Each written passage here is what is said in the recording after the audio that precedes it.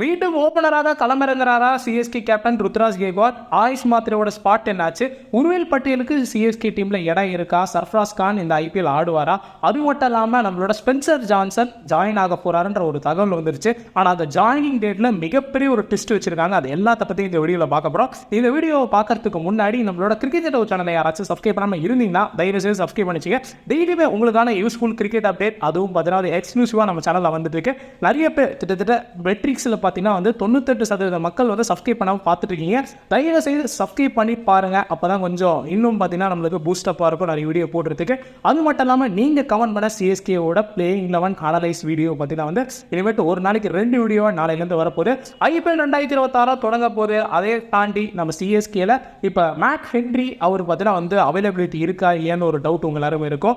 அது மட்டும் இல்லாமல் அகில் ஹுசைன் பார்த்தீங்கன்னா வருவாரான்றவன் நீங்கள் எதிர்பார்த்துருப்பீங்க. அகில் ஹுசைன் வந்துட்டாரு சிஎஸ்கே கூட பார்த்தீங்கன்னா வந்து கேம்பில் வந்துட்டதா நம்மளுக்கு அஃபிஷியலாக ஒரு ஃபோட்டோ போட்டுட்டாங்க லியோ. அது மட்டும் இல்லாமல் பார்த்தீங்கன்னா ஸ்பென்சர் ஜான்சன் சிஎஸ்கேவோட டீமில் இணைய போகிறாரு. ஆனால் எப்போ இணைவார் அந்த டவுட்டுக்கு முன்னாடி ருத்ராஜ் கெய்க்வாட் மேட்டர் பார்த்துடலாம். ருத்ராஜ் கெய்க்வாடை பொறுத்த வரைக்கும் நல்லா சொல்லியிருந்தாரு. சிஎஸ்கேக்காக பெஸ்ட் பர்ஃபார்மன்ஸ் அவர் ஓப்பனிங்கில் தான் கொடுத்துருக்காரு. நம்பர் 3 நம்பர் 4 ஆல்ரெடி சிஎஸ்கே 2020 ஐபிஎல்ல பார்த்தீங்கன்னா வந்து ஆட வச்சாங்க. பெரிய பர்ஃபார்மன்ஸ் இல்லை. அதுக்கப்புறமா ஓப்பனராக களமிறங்கினதுக்கு அப்புறமா வேற லெவலான பர்ஃபார்மன்ஸ். இப்போ கூட நீங்கள் எடுத்து பாருங்க. ஆஸ் அ ஓப்பனராக அவரோட ஆவரேஜ் பார்த்தீங்கன்னா எங்கேயும் இருக்குது. சிஎஸ்கேக்கு ஒரு ஓப்பனராக இறங்கி 600 590க்கு மேலே ரன்ஸ் அடிச்சிருந்தாருன்னா அந்த சீசன் கன்ஃபார்மாக சிஎஸ்கே கப்பு ஜெயிச்சிருக்கு.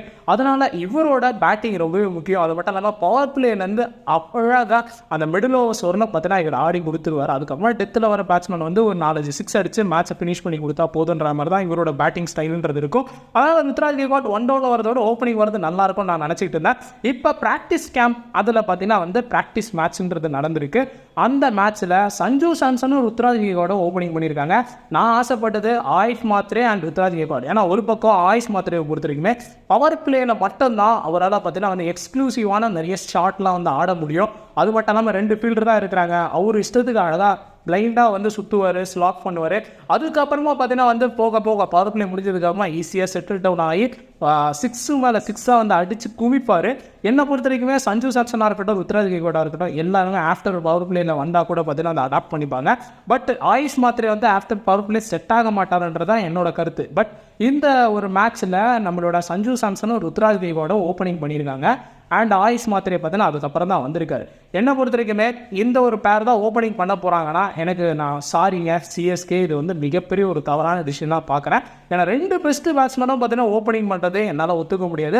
ஒன்று சஞ்சு சாம்சன் பார்த்தீங்கன்னா 1 டவுன் வரணும், இல்லைனா ருத்ராஜ் கெய்க்வாட் அகைன் 1 டவுன்லேயே கண்டினியூ பண்ணோம். பட் ருத்ராஜ் கெய்க்வாட் சும்மா இந்த ப்ராக்டிஸ்க்காக வந்து இந்த மாதிரி போயிருக்காரா இல்லை இந்த ஐபிஎல்லே வந்து பார்த்தீங்கன்னா ஓப்பனிங் பண்ண போகிறாருன்றதை நம்ம ஃபஸ்ட்டு மேட்ச் ராஜஸ்தான் ராயல்ஸ் அகேன்ஸ்டாக தான் பார்த்து தெரிஞ்சுக்கணும். நான் ரொம்ப அவளோட காத்திருக்கேன் ருத்ராஜ் கெய்க்வாட் என்ன ரோல் பண்ண போகிறாருன்றது.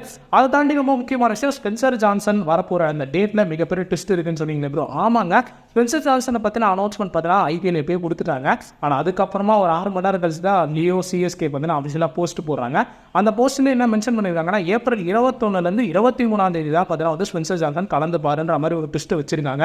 அதாவது இது எந்த வகையில் நியாயம்? ஏன்னா ஆல்ரெடி இன்ஜூர்டான பிளேயர் தான் நம்மளோட நேதன் எல்லிஸுக்கு ரீப்ளேஸ்மெண்ட்டாக இன்னொரு ஆஸ்திரேலியாவில் கொண்டு வரேன்னு சொல்லிட்டு ஆல்ரெடி இன்ஜூரான நம்ம ஸ்பென்சர் ஜான்சனை கொண்டு வந்திருக்கதா சிஎஸ்கே ரசிகர்கள் இப்போதைக்கு விமர்சனம் பண்ணிட்டு இருக்காங்க.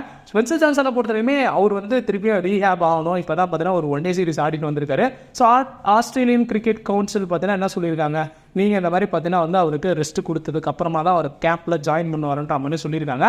அந்த மாதிரி ஏப்ரல் 23 தேதி வரணும் வந்து அவர் வரமாட்டாருன்னா ஆஃப் ஆஃப் த சீசன் பார்த்தீங்கன்னா முடிஞ்சிருது. ஆஃப் ஆஃப் த சீசனுக்கு அப்புறம் அவைலபிளாக இருக்கிறதுக்கு எதுக்கு நீங்கள் அவர் வந்து சைன் பண்ணணுன்றதான் என்னோட மிகப்பெரிய கேள்வி சிஎஸ்கே பார்த்து. ஏன்னா அது வரணும் பார்த்தீங்கன்னா ஜாக் ஃபோக்ஸை வச்சுட்டோ மேக் ஹென்ரியை வச்சுட்டோ இவங்க தப்பிச்சிட முடியுமா? ஏன்னா மேக் ஹென்ரியும் பார்த்தீங்கன்னா வந்து லைட்டாக இன்ஜூர்டாக இருக்கிற மாதிரி தான் சொல்கிறாங்க. அப்போ மேக் ஹென்ரிக்கு வேறு ரீப்ளேஸ்மெண்ட் கரெக்டாக எடுப்பாங்களா? எனக்கு அதெல்லாம் சத்தியமாக புரியல. சிஎஸ்கேக்கு இப்போ லீட் ஃபாஸ்ட் பவுலர் கிடையாது. அதனால் சீக்கிரமாக யாராச்சும் ஒரு பிளேயர் வந்து நம்ம கேம்பில் ஜாயின் பண்ணுற மாதிரி இருக்கிறவங்கள தானே நீங்கள் சைன் பண்ணியிருக்கணும்.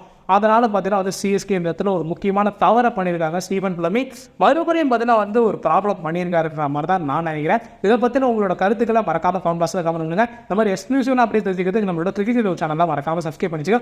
உங்களோட கருத்துக்கள் ஸ்பென்சர் ஜான்சன் 23 ஏப்ரல் தான் ஒருவர், அதை பற்றி கமெண்ட் பண்ணுங்க. அடுத்த வீடியோ நாளைக்கு சந்திக்கலாம். பாய் நண்பர்களே, உங்கள் ஃப்ரெண்ட்ஸ் சிஎஸ்கே ஃபேன்ஸ் தான் உங்களுக்கு ஷேர் பண்ணுங்க. நம்ம கிரிக்கெட் சேனல் தான் சப்ஸ்கிரைப் பண்ணி வச்சுங்க.